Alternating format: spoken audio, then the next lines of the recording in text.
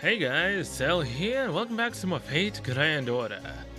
This is going on way longer than I thought it would for just the very first mission.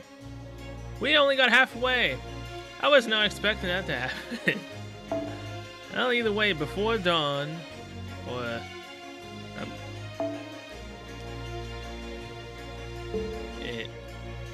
okay, I don't know why this backed off. There's a team we're going with, so let's go.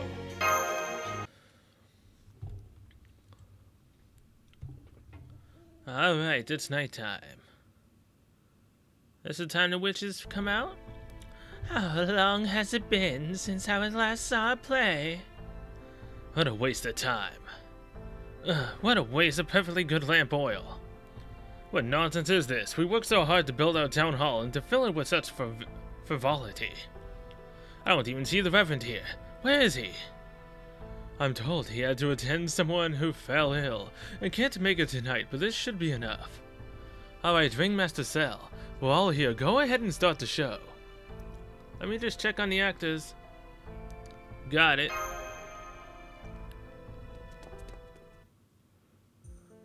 Okay everyone, remember, just like we planned.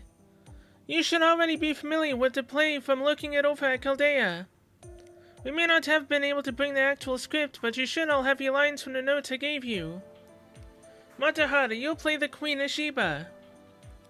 As Drakely, flamboyant role, sounds right up my alley. Robin, you'll play King Solomon. Yeah. And of course, Ringmaster will lead everyone through the production. You'll have multiple roles, so you're going to be busy. You've been a huge help, Mosh. Thank you, Ringmaster. It's been a fun change of pace from my usual work. Of course, now we have to actually perform. I'll be helping out from the side of the stage as the narrator and prompter. I did have important things to do back at the house, you know. This is part of our mission, Medea. That's right. We need to let these people get to know all of us, albeit carefully. That said, I'm only a bit player this time around. Don't screw this up, Robin. I don't even know why they picked me. I said I was fine being a tree, and why do I keep feeling like someone's staring at me? The gaze of our audience. Act now or not at all. Show off. Gee. Huh. I appreciate you taking time out of your busy schedule for my guest, Your Honor. I am not here as a drama critic. I will not judge the quality of the performance. It would hardly be fair of me to go around espousing Puritan values after all. I will merely be determining whether this production is suited for the good Christian people of Salem. A perfectly sensible choice. Can you tell me what the company will be performing today, Miss Mosh? Of course, Mr. Carter. Tonight we'll be performing a story from Scripture. Solomon and the Queen of Sheba. Well, that sounds lovely. Can't wait. I'm afraid we don't have any velvet curtains, but please go ahead and get started.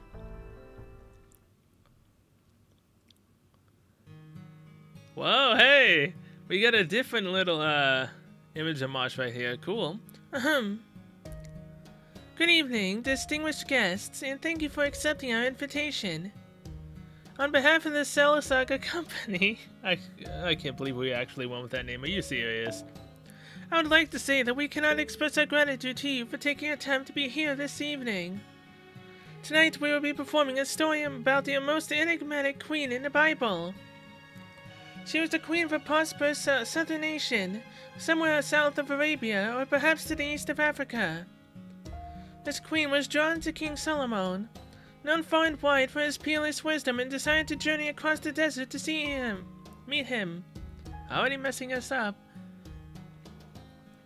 Tell me, do you know what a desert is like? An endless sea of sand that stretches out past the horizon, a land of death where not a single drop of water can be found. To cross it, the queen ordered hundreds of camels, accompanied by thousands of soldiers in attendance, to form a single-file procession. Each camel was laden with incredible treasures, gold, jewels, and precious Precious frankincense. Okay. Our story begins with the queen perched on a camel, surveying her possession.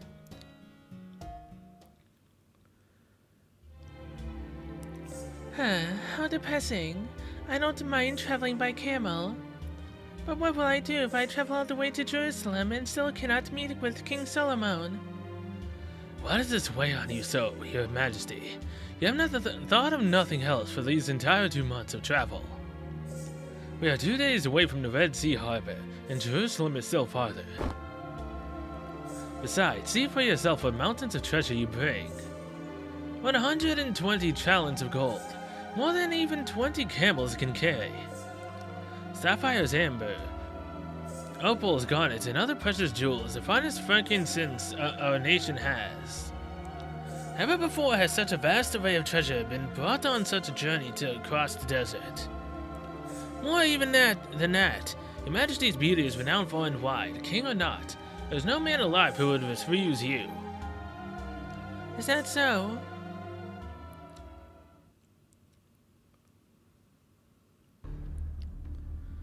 I'm not so sure about that.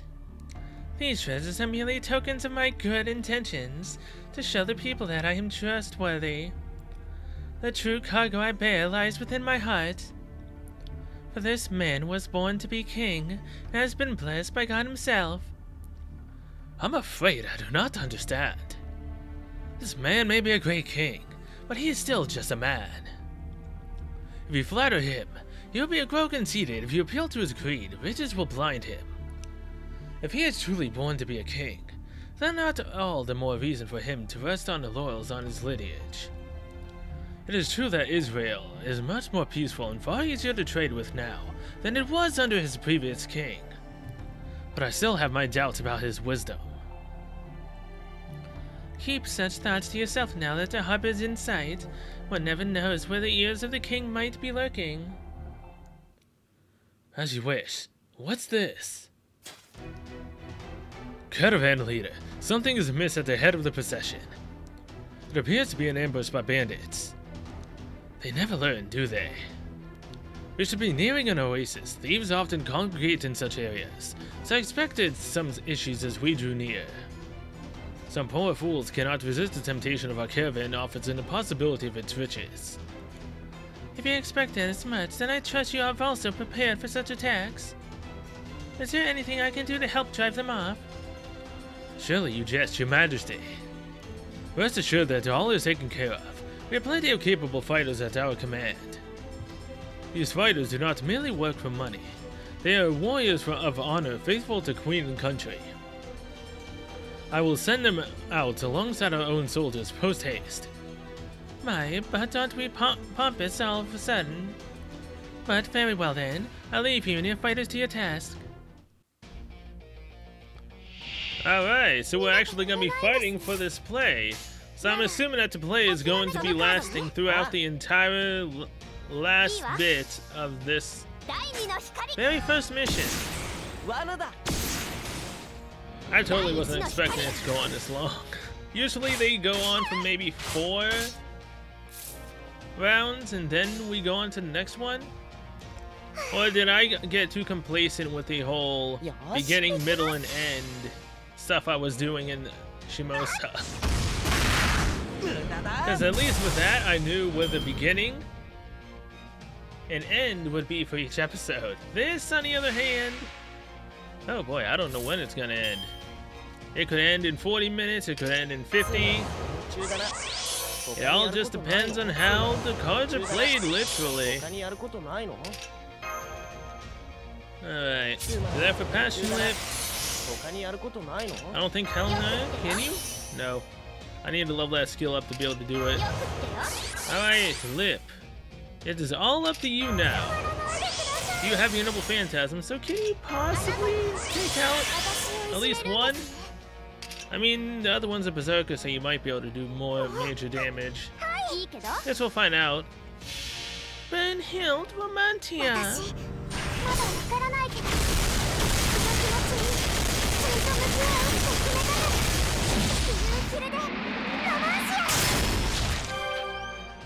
Oh, never mind. You definitely. Oh, never mind. Ashen Lip. I haven't had to fight so many enemies at once, but damn. You actually took them all out. This goes to show how much I've actually used Lip. I forgot how much damage she actually could do, given the right circumstances. Alright. We are fighting Caster, an assassin. So we bring basically the same combo, except this time instead of Helena, we have Drake. Pretty much it.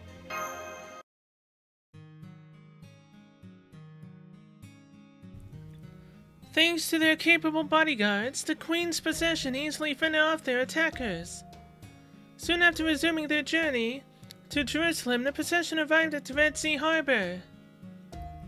The harbor was packed with throngs of camels, and there was a lively din sounding left and right from merchants awaiting ships and cargo. The Queen's caravan went in hundreds of ships, then set sail for the north of the Red Sea. In time, the master fleet arrived upon the northern edge of the Gulf of Aqaba, and a seaport called Ezion-Geber, built by King Solomon himself. The people of Israel were surely taken aback by the appearance of this mysterious queen and the untold wealth she brought with her. This magnificent scene of the Queen meeting King Solomon has been depicted in countless numbers of painted masterpieces. The Queen's procession headed northward over land, their eyes taking in the passions of the foreign country that surround them.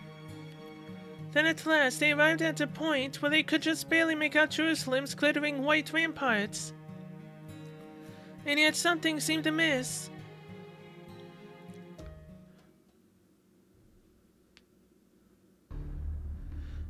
This is ridiculous. I can't take it anymore.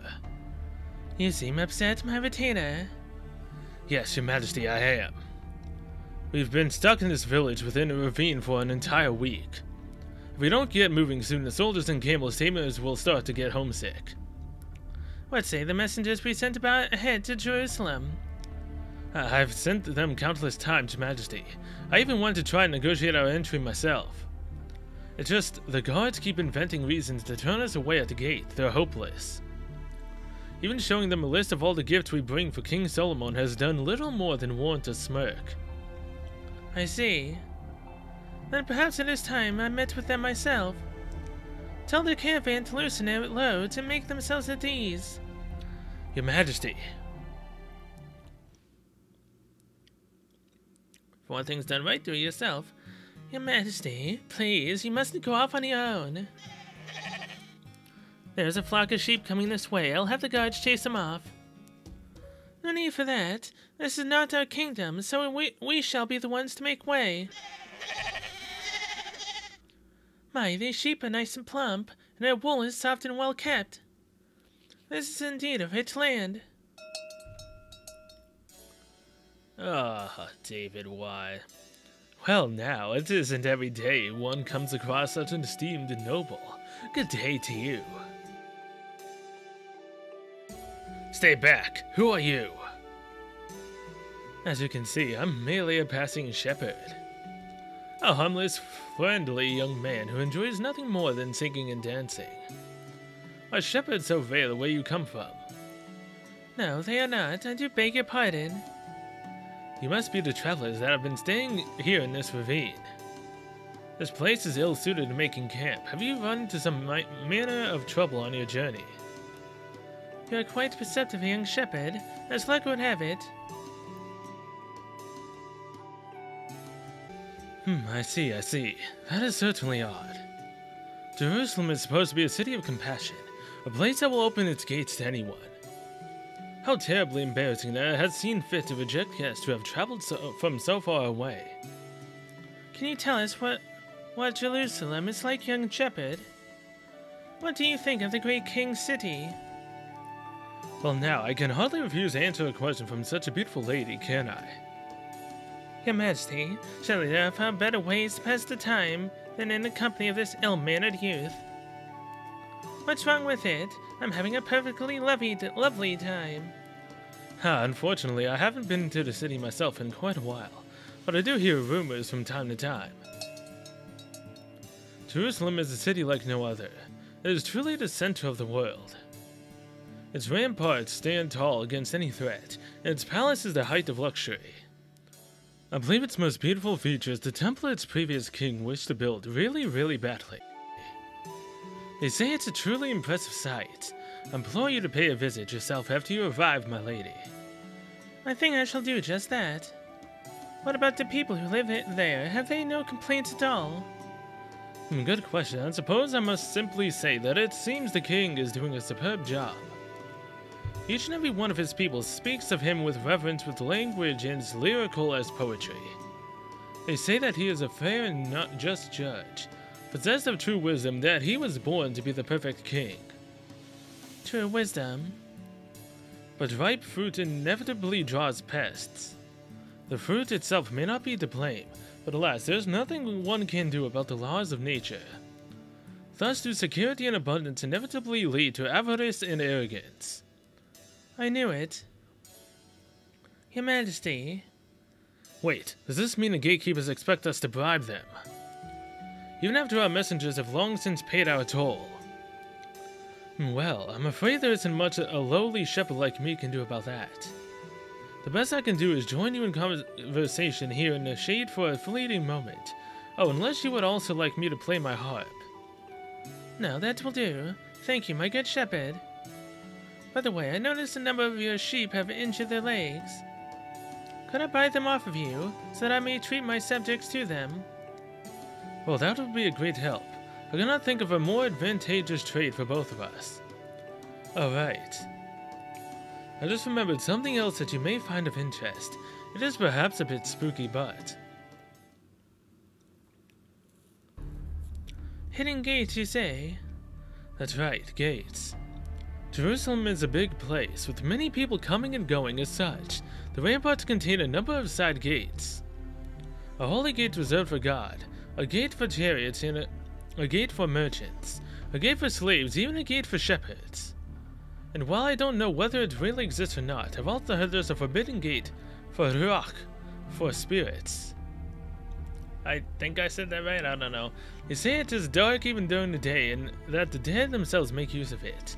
It is always closed and barred, and not even the guards go near it.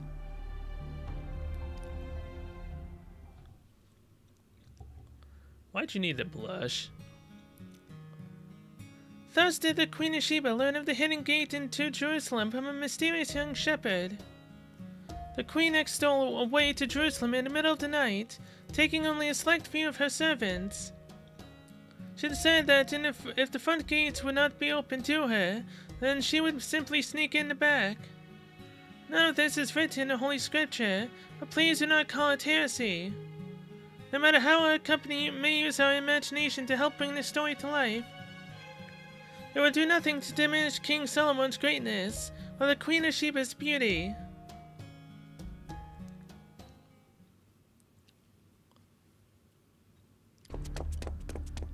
If the guards would refuse us passage, then we shall make our own passage into the city. Ha! As if the crossing the Great Desert wasn't brazen enough. I never imagined you to be so reckless, a queen. Ah. These must be some of the city's guards, so this is another trial we must face. If our actions go against the will of God, then this is where our journey will come to an end. Please stand back, Your Majesty. The soldiers will handle this.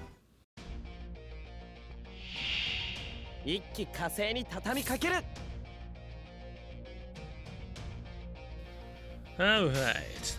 Bop. Why we had to get most of those cards to be Drake's, I don't know. Either way, as long as she's using buttons, she should still have fine damage. And already 2 of them are gone. Fantastico! Now this probably isn't going to take out Ghosty, is it? Actually it might. Yeah, it did. Good. Now Lip is close to having her Noble Phantasm. Don't know why I bothered caring about that when Waver can increase the Noble Phantasm, Drake can increase her own from now all the way up, and Lip can just get waivers. Speaking of which, since we have Drake in the party, This will go by a lot smoother. So let's do this. Then this. Let's have Lip take him out. Brunhild Vermontia. Will she do the same as she did before? Who knows? Overkill for at least one already.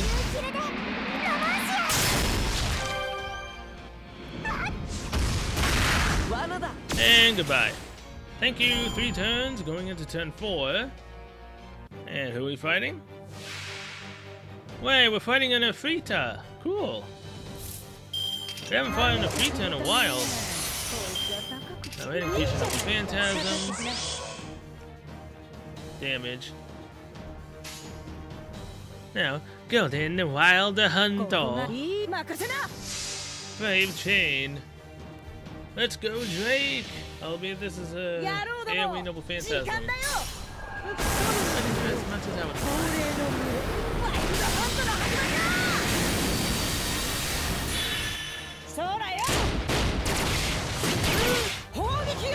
Wait, Chain actually managed to do enough with those crits. Thank you.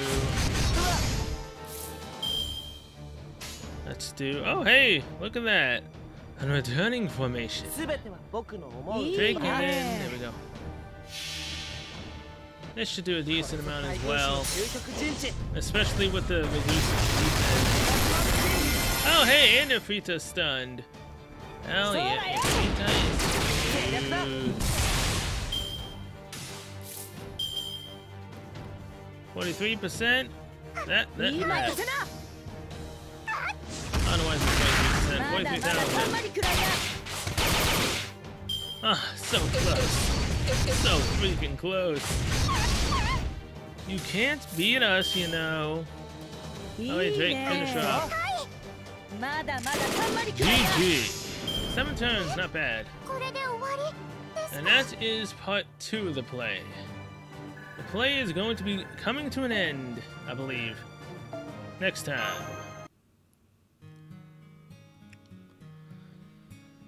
And so the Queen of Sheba's procession fought off the guardian spirits and successfully made their way into Jerusalem.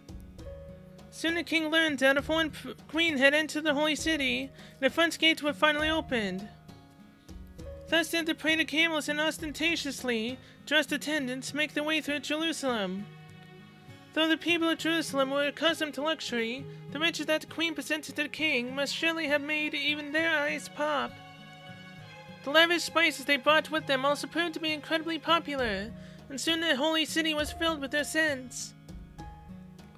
Shortly thereafter, the queen was officially invited to the palace, and at long last granted an audience with King Solomon himself. Alright. How good of you to come, Queen of Sheba. On behalf of my subjects, I welcome you.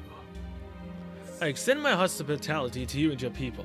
Please stay in my palace, rest from your journey. It is a pleasure to make your acquaintance, good King Solomon. Now that this moment has come, the fatigue from my journey has all but vanished. I know who you are. This may be our first time meeting face to face, but I've had opportunities to learn about you. Without fail, the finest jewels and spices brought to Jerusalem came from the southern kingdoms. I have spoken to merchants and travelers about them and trusted to know more. They told me of a queen from a desert kingdom in the south with a sure eye and a nose for trade. Until last night, my image of that queen was hazy and blurred, like a mirage. But now I see clearly that she is a beautiful desert flower beyond compare. You are too kind, King Solomon. If anything, I am the one in awe of how your grand figure far exceeds the picture I held in my mind. I apologize for the treatment you endured on your journey here, Queen of Sheba. I shall find out how it came to pass and see justice served, should it be necessary. If it pleases you, I shall give you a tour of the palace myself. Will that serve as an apology? A tour from King Solomon himself? I can think of no greater pleasure. Of course, the pleasure will be mine, I assure you.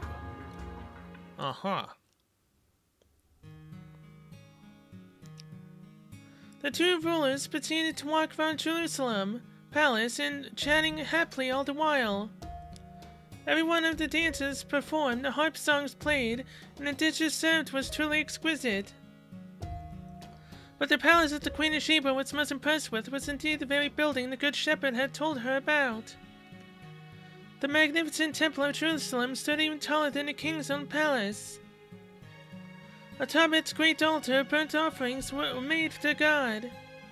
Their sacrificial animals and other splendid offerings were consumed by sacred fire. Once these offerings were chosen to become God's food, the frankincense, that word, alright. I haven't had to use Google Translate Senpai in a while, might as well. Google Translate. How do you say that? Spell that again? And how the hell do you say this?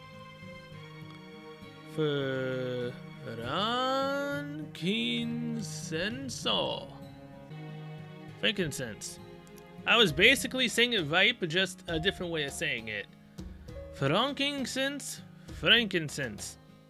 Basically the same thing, so I was technically right.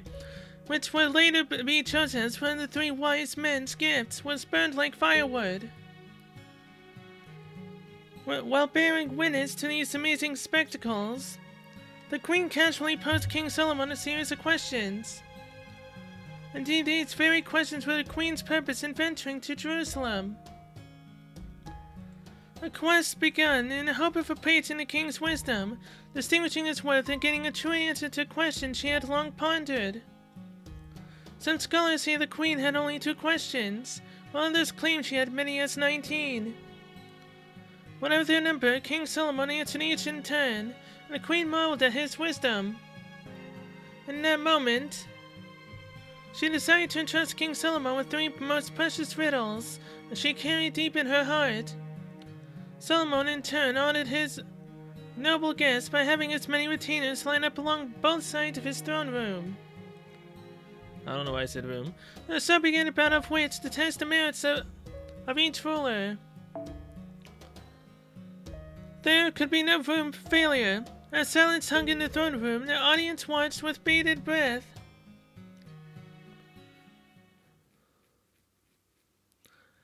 Dang, this is so long, man. Are they gonna end this before we get like to a good part? Or are they gonna end it like halfway? I feel like they gotta end it halfway because they can't do the full story yet. You know, we gotta have something for everyone to see, right? Great King Solomon, leader of the people of Israel and bearer of boundless wisdom, I humbly requested to answer these questions and share wisdom with your guests. Very well, speak your questions. There's a room with 10 doors. When one door is open, 9 are closed. When 9 doors are open, 1 door is closed. The answer is a person. The room is the womb, and the 10 doors are the eyes, ears, nose, mouth, navel, and excretory holes. When a person is a fetus, the door of the navel is open. Once they are born, that door is closed forever. O King, you are wise indeed. Speak your next question. Very well then, O King, let me ask you this. These words weigh more than gold or even life itself, and I require 4 people to carry them. And yet their master has never once seen them. The answer is the Ark of the Covenant. The very chest I inherited from my predecessor. It contains the 10 Commandments, the proof of our covenant with God. It is kept in the innermost chamber of my temple, a most holy room that is constantly filled with incense. O King, you are truly a man of wisdom. Speak your next question. Very well then, O King, this is my final question.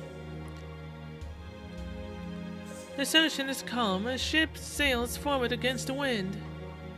The ship's pilot plots a course toward dark clouds. The ship is in no way prepared to weather a storm. Let's see. The answer is, hang on, time out. Just give me a second here. Calm ocean, a ship pilot.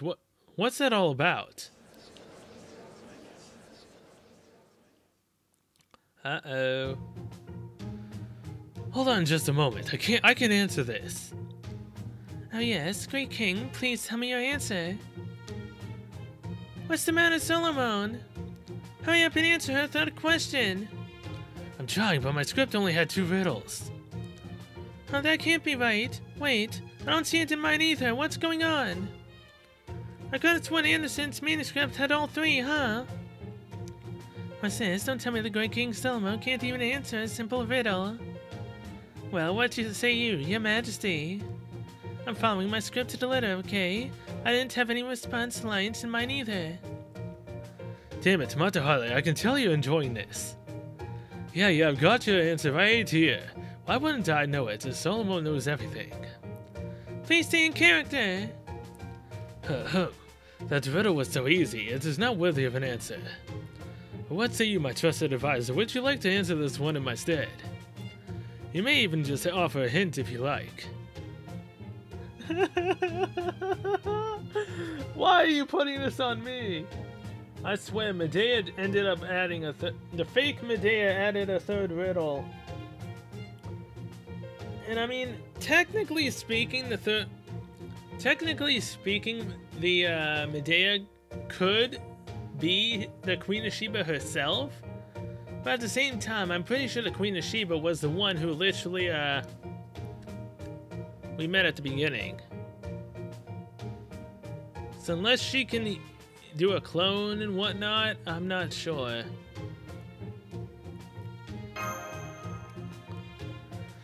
Come on, Ringmaster, help me out here. Senpai!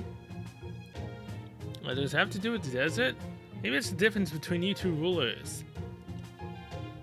Yeah, one's calm and the other's a storm. Rulers, huh?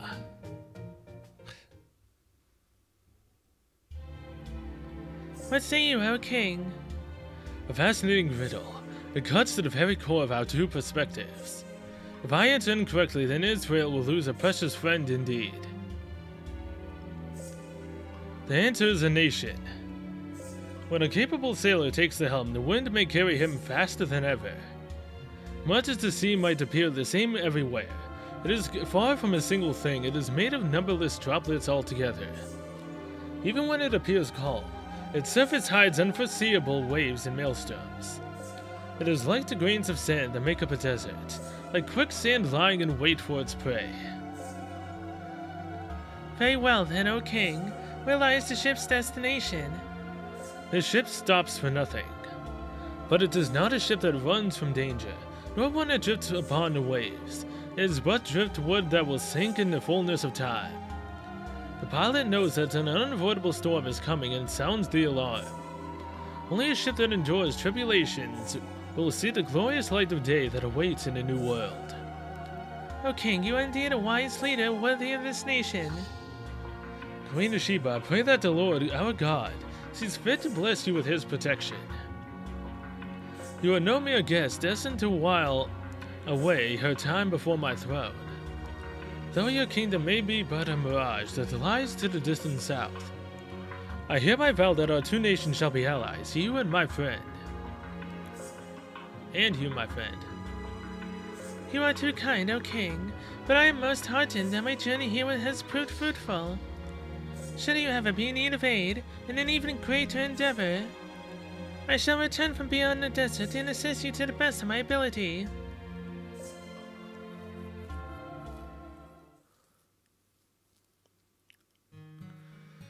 Thus did King Solomon and Queen of Sheba's battles of wits come to an end. With more awe and respect for Solomon than ever, before the queen set off to return to her home of Sheba. Solomon in turn was happy to give the queen exactly the gift she wished for.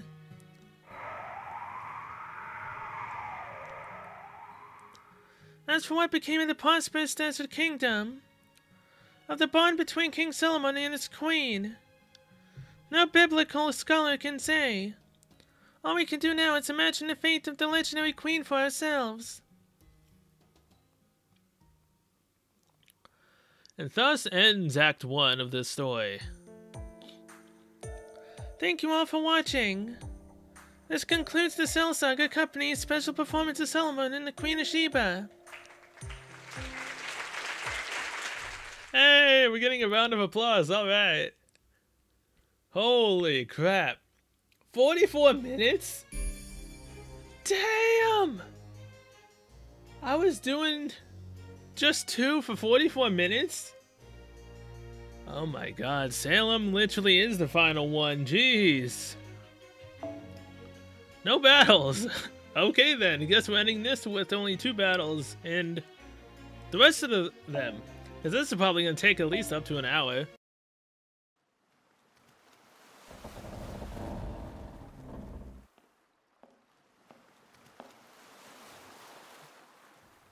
So, this is the Puritan colony of Salem.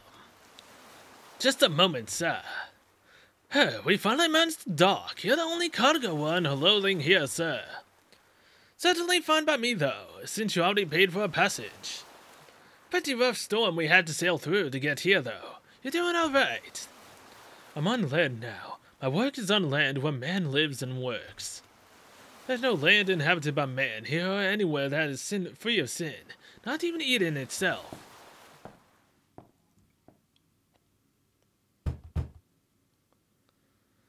Professor Carter, there are people from the village who'd like to see you. They seem pretty upset. There's a good number of them, too. I see. Very well. I'll go and meet them. Pardon me for a moment, Miss Cell. They're asking to see you, too, Your Honor.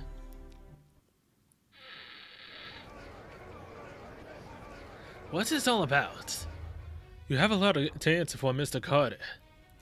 Uncle, Tituba is... Abigail, you're here too, Tituba. But Mr. Carter... yeah, see... she totally looks like her because she is her. She just doesn't have the kitsune ears yet. So, I don't know what I was talking about before. Whatever. Play was great. Moving on. These people bring you here. Again, what's this all about? May I remind you that Tituba is my servant. I'll thank you to mind how you treat her. Fine, then listen to me, Mr. Carter. My daughter has been lying face down in bed ill all day. I know when you stopped by this morning, I told you she was just tired out from last night's excitement. I thought she would be fine when she got some sleep, but I was wrong. She kept groaning and writhing as if she was fighting off a terrible fever.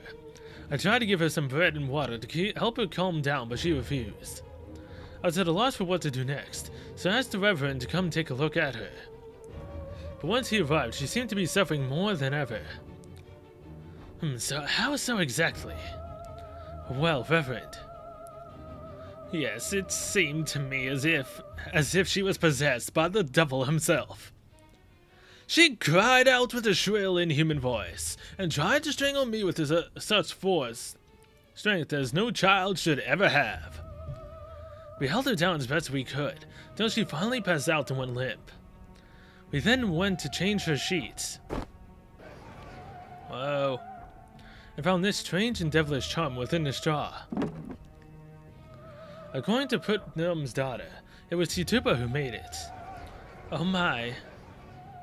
What an evil-looking wooden figure. I'll take that as evidence. Is this true, Tituba? Did you make that? Mr. Carter. It's well... You've got it all wrong. It's the human's fault. I took it without asking. We could hear the commotion all the way inside. What's going on? It looks like most of the village is here. Is that Tituba they're interrogating in the middle of the crowd? I always knew there was something strange about you. Oh, this is dreadful. I don't suppose. Were you the one who had those Indians kill the Williamses? Stop that. The Williams girl is right here. You're a witch. Uh-oh. The first die has been cast. That's a tool used in blasphemous curses. I suspect this woman is guilty of heresy.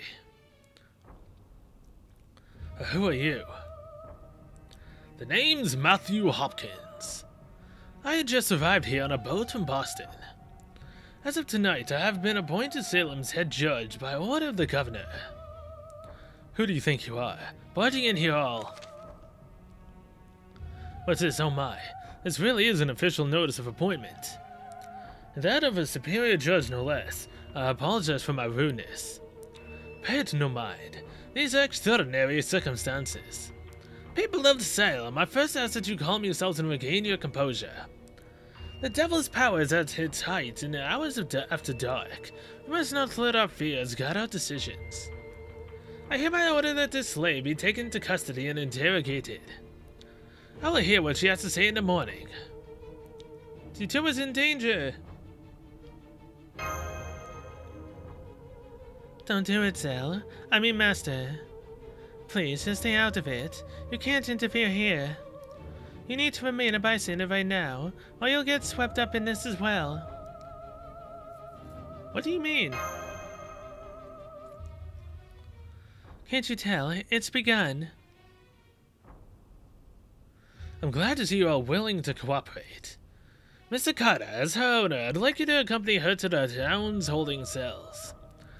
Alright, I will accompany you. Mr. Carter! Miss Marsh, Miss Zell. I'm sorry to trouble you, but could I ask you to take Abigail home for me? I know I can trust you and your troop. You all prove that in your play. Abby! This is awful. Pointy tuba. Whoa. Hold up, hold up. Am I gonna end it there on a witch trial? Well, not necessarily a witch trial. She was basically declared a witch. Literally the first time we've actually heard someone mention that someone is or calling them that. I would have expected to hear that a lot more often. Oh my god! What's it? 7. 7 quests. Wow. First it was 6, and now it's 7. Oh my god. Well, I mean, let's do this to see what's happening, and then we'll end the episode off. As at least then we'll have 6 again. Section 2, First Knot.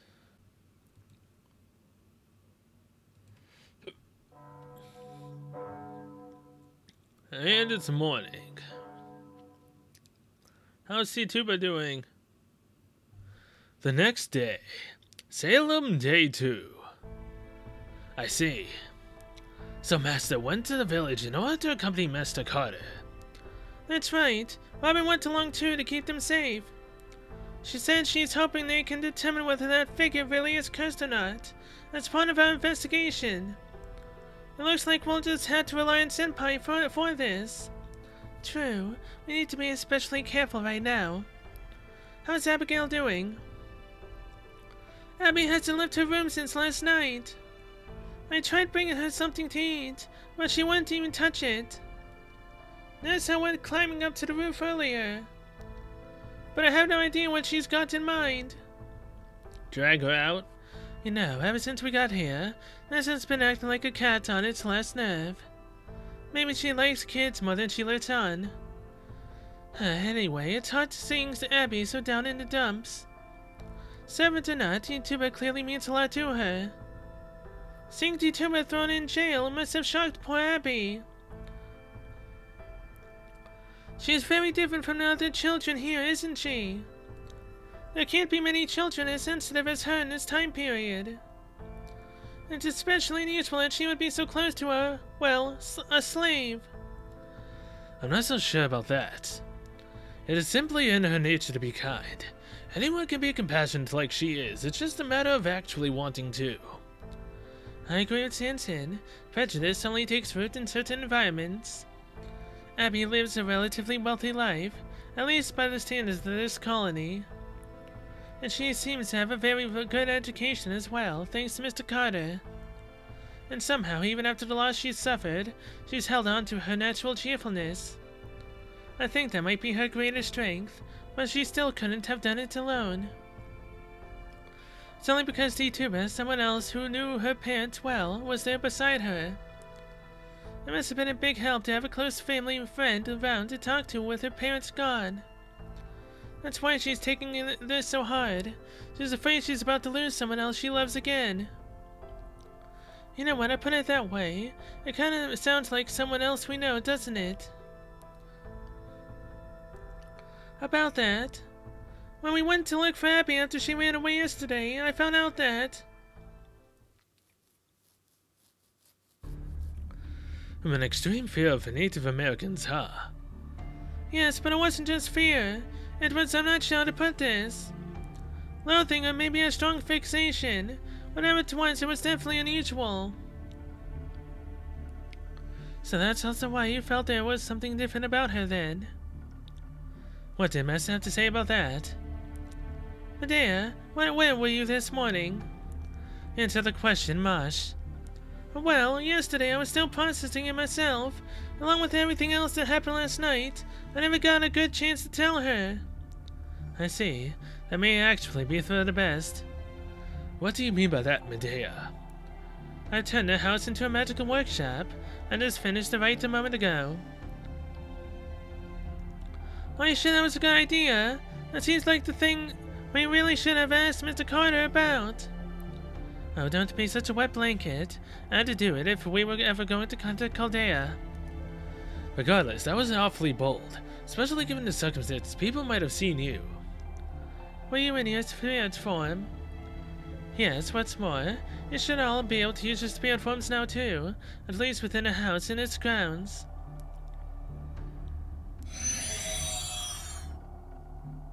Huh. So it would seem. I guess we have your right to thank for this, but what exactly is going on? Now we can change into our spirit forms too. You said that makes it sound like you already could. Well, of course. Who do you think you're talking to? Medea Hecate herself taught me magecraft. There's no point in just speculating about what might be happening here. What we need is proof. Proof that there's something strange about this whole village, magically and historically. Proof that this whole land, that Salem itself, is the real heretical version of history. As such, in order to observe it properly, I needed a workshop that I could withdraw to, somewhere isolated from an outside influence. I see. Then I trust you'll fill us in on the details once Master returns. Along with why you're the only one who avoided being pseudo-incarnated. My, so direct and forceful, aren't you? Heretical history? Then does that mean that this land, Salem as it is now, is actually a separate dimension created with magecraft, rather than its actual past self having been brought here unintentionally? I think so. I still can't read the rules on some of these destiny currents, but I'm trying to identify the root of their unusual phenomena or cycles. If there was magecraft, then there's someone here who should have a soul that can never be fulfilled, and a will to bring about the curse that caused this. And that should lead us to the Demon God Pillar, yes. I believe so. I see. I don't think I've ever seen you work so hard on anything before, Medea. Me neither, but it's very encouraging, and a nice change of pace. What do you mean by? Well, we can deal with that stuff later. We already told Master and Marsh about this, but Sansa and I discovered something unusual too. Yesterday we met a girl called Lavinia Watley. She's a little albino child we ran into in the forest on our first night here. But more importantly, she comes from a family of mages. Wait, what? The Watley house is far from the village. Its basement appears to contain a magical workshop. It has been concealed, but very roughly. We found discarded alchemy equipment strewn about nearby. We also found animal remains buried in the yard that seem to have been used for dark magic rituals.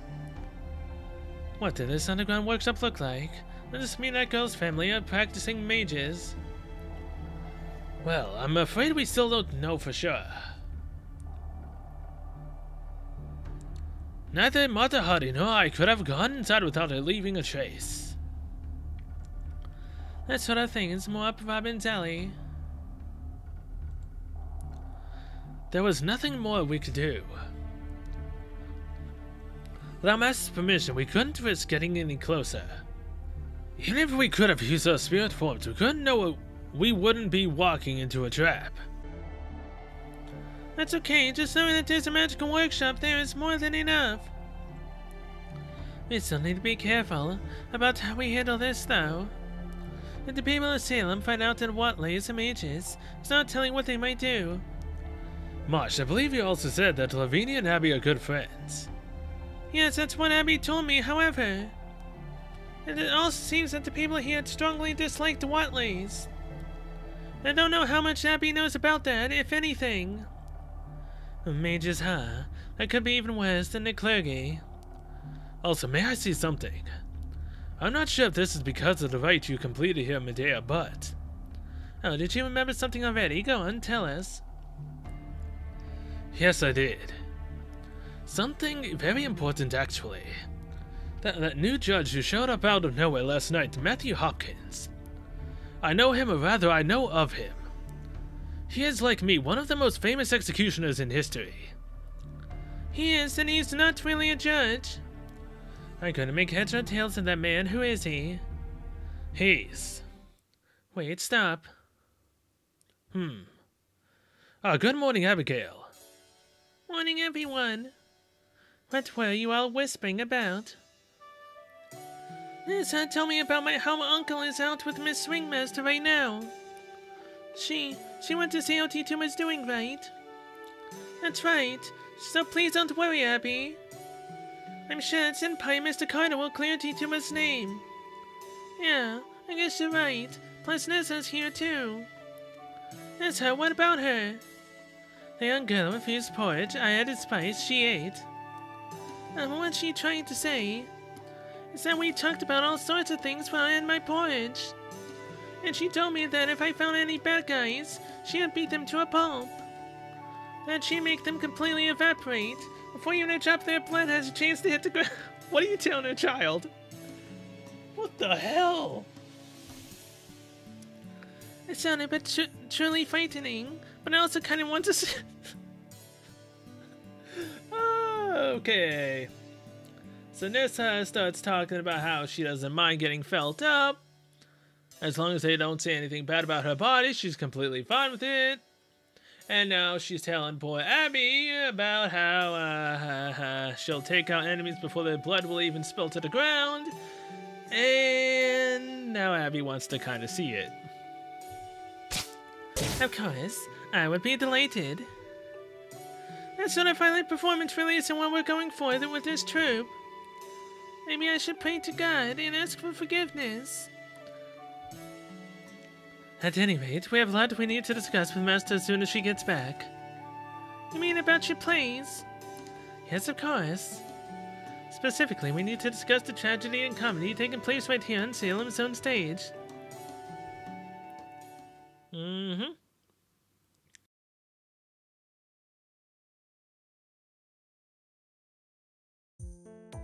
Welcome back, Senpai. Mr. Carter went out again, and he took Abby with him. He said he was going to the church to speak with the Reverend. It sounds like they're all concerned about what's going on with the other children. So right now we're the only ones here. Aha. How'd your investigation go? You said you met with Judge Hopkins. Would you mind telling them, Robin? No problem. You must be seriously worn out after dealing with that old fart. That bad? Why don't you have a seat in a comfy chair and try to relax, Senpai? We learned a few things too while you were out, so I'd like to make sure we're all equally caught up. You've been a big help, Marsh. You've really come into your own as a prompter. Thank you, Senpai. That's what I was hoping to be when I asked to come along. Okay, to start, let's go over what happened with Matthew Hopkins, a judge that suddenly showed up last night.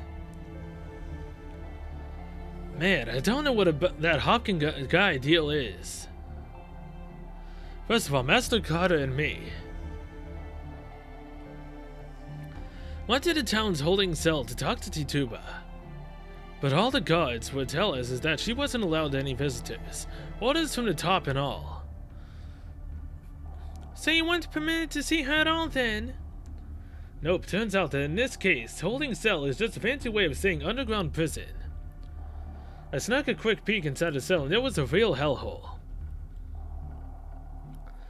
There were rats and cockroaches everywhere. Water leaking from the walls, the whole place smelled like something had died. And never mind sunlight, the only light in the whole jail was a few dim lit torches in the hall. Any more than a day in a dump and you'd lose your goddamn mind. What about Tituba then? Did you see her at all? Tituba's well. She's still alive, I guess. She was curled up in a ball and freaking out something fierce. Poor Tituba. Coward, rescue, simplicity itself. Why did you not? 'Cause I'm a coward, obviously, especially here in Salem. Stop it, Nizha. Remember, Master and Robin want to clear her name, not to break her out. If we were to overstep our bounds like that, we would only end up furthering suspicion against her. I see, yes, you're right. Apologies, Robin. Thoughtless of me, that. So sure, no problem. Anyway, like I was saying, it was all Hopkins' call not to let anyone near her. Wouldn't even let her owner cart her in. So we decided to go talk to him directly. We found him staying in a room at the fanciest mansion in town. A ship captain by the name of Turner built it. Turns out it had a guest room specially reserved for judges and preachers and bigwigs like that. Okay, so you went to see Hopkins directly. Then he seemed to be a demon god pillar. A demon god pillar? You serious? How the hell should I know? What was I gonna do? Shoot him in the face to see if he transformed? Come on. In the end, all I could do was watch Master get worn out. He was a pretty tough opponent. Sorry for all the trouble, Robin. Oh, don't sweat it. It's not every day we see servants get to help you out like this. Maybe the magical erosion caused by the curse that Medea is concerned about is affecting Master too. What are you talking about? That's definitely important too. But first we want to hear more about what happened there. How did Mr. Carter handle the negotiations? Carter's a pretty level-headed guy, but he's also got balls of steel. He went toe-to-toe with Hopkins the whole time. You never know he was just a mild-mannered professor. Abby told me Carter served during a war. Ah, a military man. That explains it. He walks just a bit gingerly. It must be an old war wound. I'm impressed you caught that, Samson. I didn't notice at all. Carter didn't even try for an emotional appeal or anything like that. It is said that Tituba was his own private property, and refused to budge from his claim that taking her away like this was unlawful seizure. He even said he would seek punitive damages if this resulted in any impediment of her ability to work. The constables who were there were pretty freaked when Carter said how much money he would ask for, but Hopkins didn't even blink. The cursed doll, what of it? What became of that evidence? That's why our ringmaster showed what she was made of. She kept insisting to see the figure again to determine whether there was a black magic at work. But all Hopkins would say was, the devil has taken up residence in that doll, just as he has taken up residence in Tituba. One need only to look at the suffering child to see the hand of the devil in all this. If we are to limit the curse's reach, we cannot have people getting near or even touching that doll. Ironically, that would be the sensible move in a situation involving magecraft. But Mr. Carter wasn't having that, so he decided to speak with the Reverend who made the diagnosis him. It helps that Abby went with him. I hope he can convince the Reverend to come around. That's true. Abby's a very strong believer herself. Maybe she can get the Reverend to listen to reason. At least I hope so. No, it's just a race against time. What do you mean? Hopkins is going to try to extract confessions from his subjects. Suspects. That is what he does best. Who is Hopkins? It's time you told us, Samson. Alright. From what I know, Matthew Hopkins was a British attorney. If this is indeed 1692, Hopkins would be quite elderly, yet he does not seem so. However, history tells us that he died in 1647, almost half a century ago. If Abigail gave us the correct date, I can only surmise that history is wrong in this. During his life, he was best known by the title of Witchfinder General. Witchfinder General, so he's from the military? If he hates witches, is he a religious figure? No, he is not an official inquisitor, affiliated with any church. Matthew Hopkins made witch hunts his life's work. The title was, so far as we know, one he gave himself. He supported himself with the rewards he got from hunting witches. His methods were brutal, even cruel, but people went along with them. I heard that he was responsible for the execution of 300 so-called witches in East England over the course of 3 years. 300 people in only 3 years? But weren't all of them innocent? Most of them, yes, as I suspect. What a scumbag, so he went around seeing innocent people strung up as witches just to make a buck. Did you say they were hanged? I thought witches were burned at the stake back then. The vast majority of these witch hunts resulted in hangings, especially in England. Witchcraft was considered a grave crime against the teaching of God. As such, suspected witches were tried and executed the same as other felons. Burning someone at the stake was more of a form of torture than execution, and also served as a warning to anyone watching. As executions go, hanging is far more efficient and less painful. If these people are British colonists, they probably share many of the same sensibilities. We've got to watch out for Hopkins. Does that mean they're going to hang Tituba? I agree. He's definitely our biggest threat right now, whether he's with the Demon God Pillar or not. Putting Tituba in that disgusting underground prison will wear on her mind and quickly. If an ordinary person is locked away, starved and denied visitors, they might last a week, no, 3 days at most. 3 days, so that's what you meant by race against time. Samson, very knowledgeable about this. I mean, he was an executor. Gotta hand it to you, Prince Nizza. You're way better with kids than me. So then, you were never able to examine the evidence. I took a look at it, but I couldn't tell you one way or the other. It just looked like a regular handcrafted doll. That means I will need to examine it myself. For all your talents, Master, I don't think you'd be the best equipped to handle this sort of thing. It would be great if you could do that, but... First, tell us about this workshop ritual. Of course. I believe you already heard the general outline I gave to the others earlier. I'll spare you the details. In summary, I took the liberty of turning this house into my workshop. It should be quite helpful, as it seems we'll largely be staying here during our mission. I see. Indeed, as of now, the area we're investigating here is much smaller compared to past missions. My primary aim was to ensure I could make full use of my magecraft, but there are other benefits as well. That is, so long as we're in my workshop, we are not affected by the influences Slayant is having on us. You mean you can use your spirit forms again?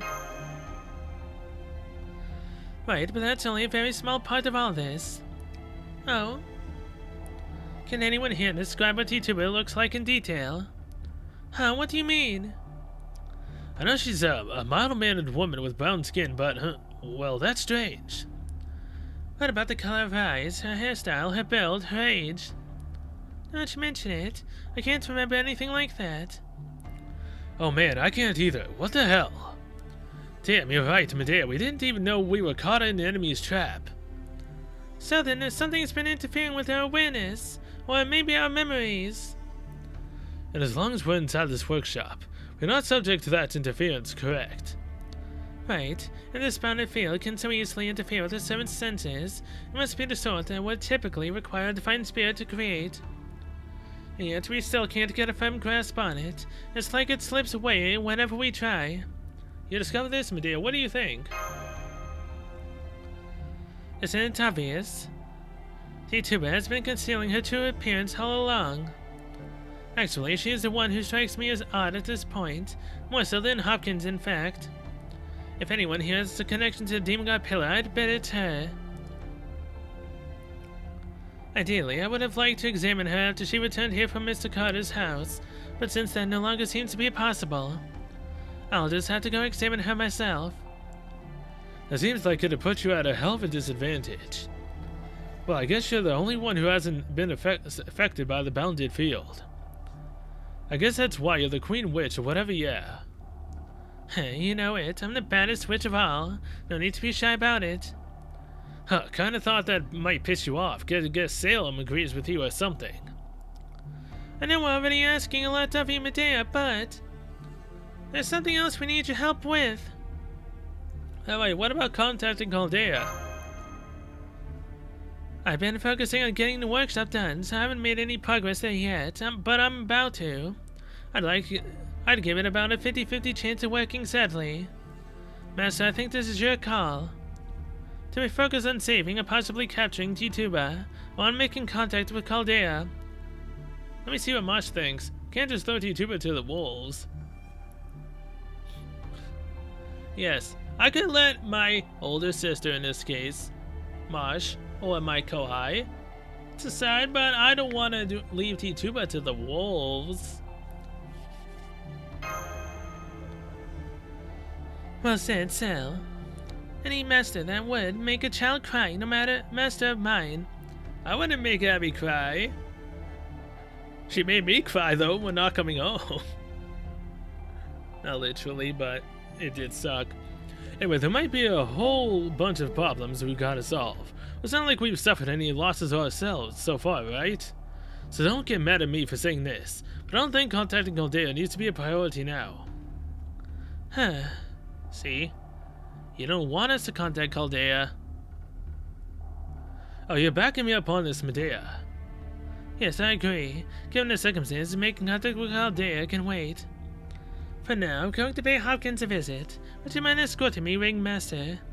I'd like to say that no one else needs to come along, but I doubt that will be well received. I mean, I'll go along too. Anyone else want to come? Strength in numbers, right? Then I shall join you as well.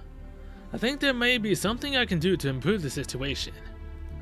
That would be great. Thank you, Samson.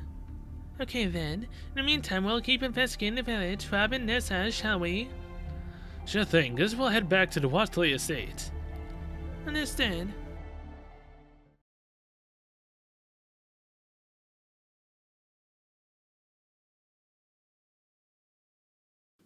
Nice place.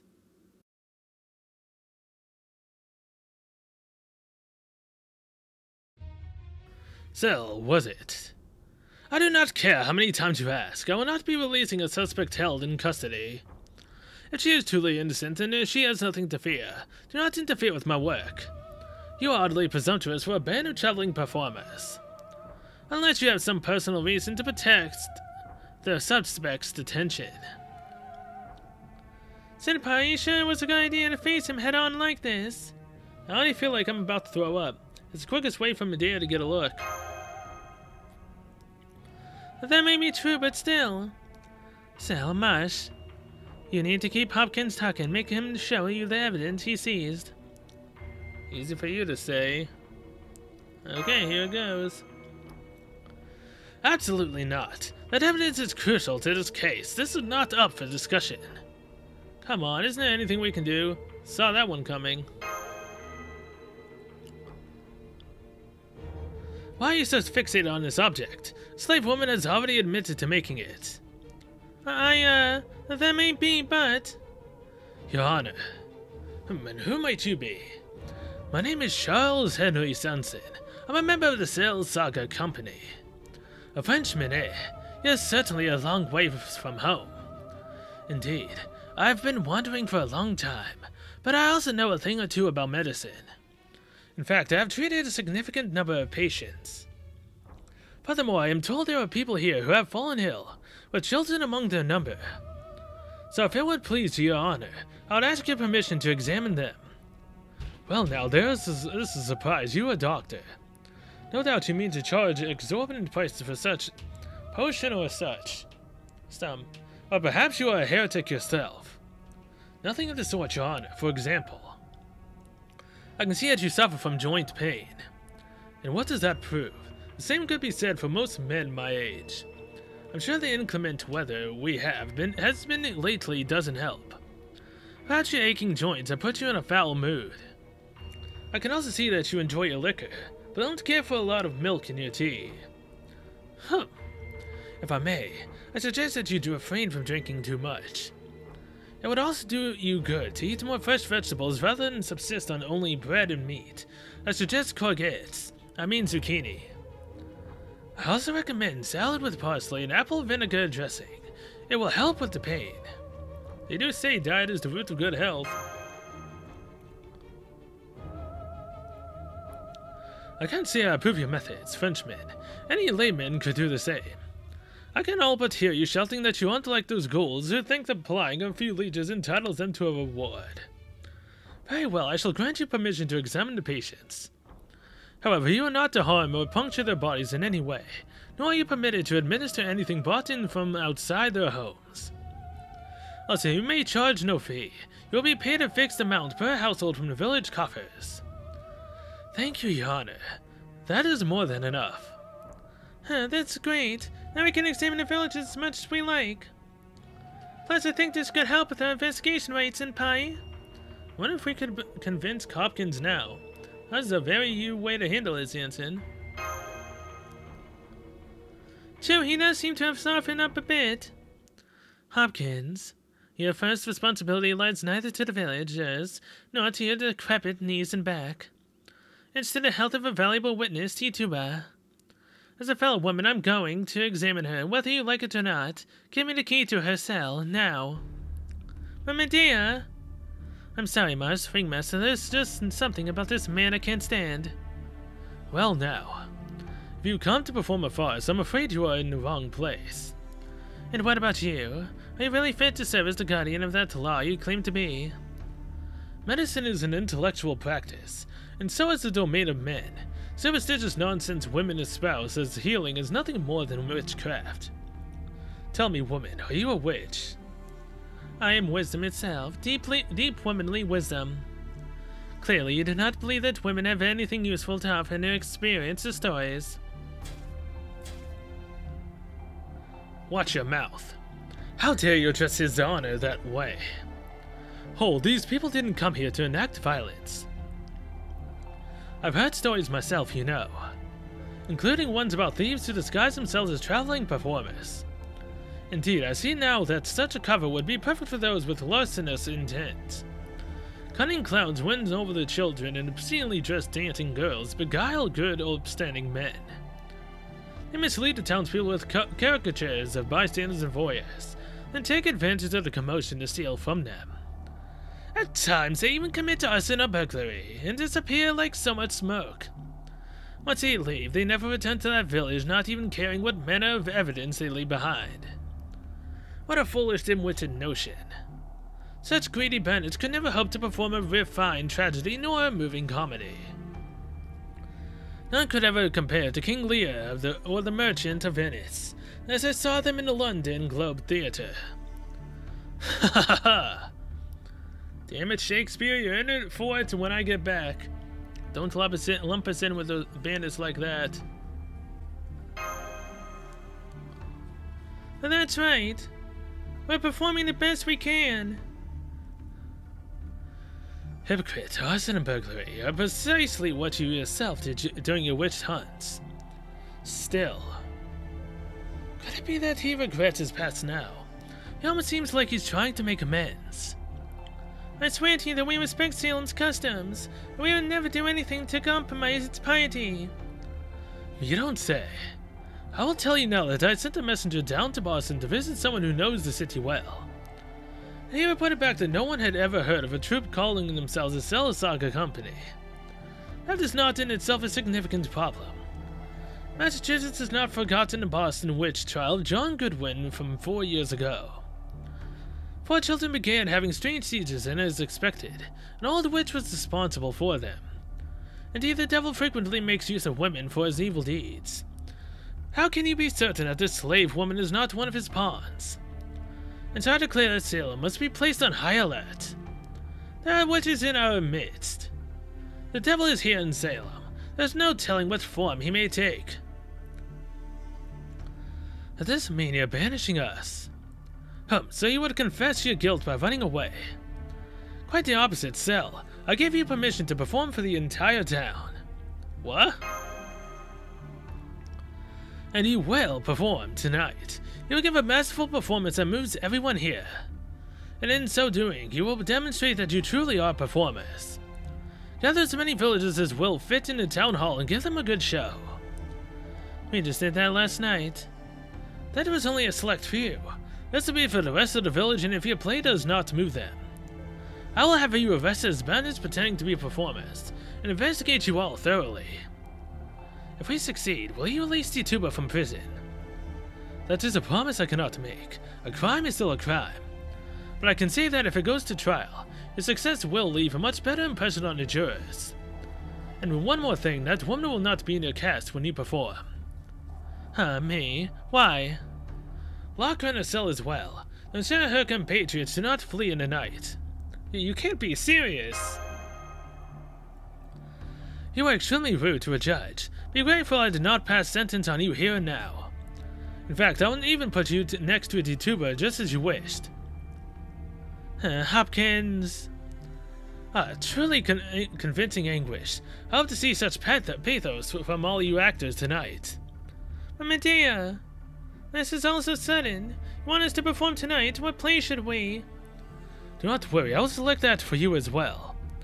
For it must be about something that Salem needs now more than ever. Uh-oh. Well, he's gonna be trying to get us to do something we haven't, thought about yet. Oh boy. I mean, hey, Medea is locked up next to Tituba. So technically she could use her witchcraft unless, witches or magical properties can't be used inside of said jail. Oh boy. Hey, we're fighting a ruler and a lancer and an oh good god. Alright, well, either way, with that, I'm going to end this episode here. Sing us out to holy crap, an hour 27? That did not go on for 40 minutes. What? 50, 30. Almost for what? Wow. Salem? I get so distracted that time goes by way too quickly, but yeah. Thank you so much for watching. I'll see you guys in the next one where we will continue on through probably 3 more of the first North in the episode there. I'm just assuming that it's going to happen that way with how long the story actually is. So yeah, till then, see you guys later.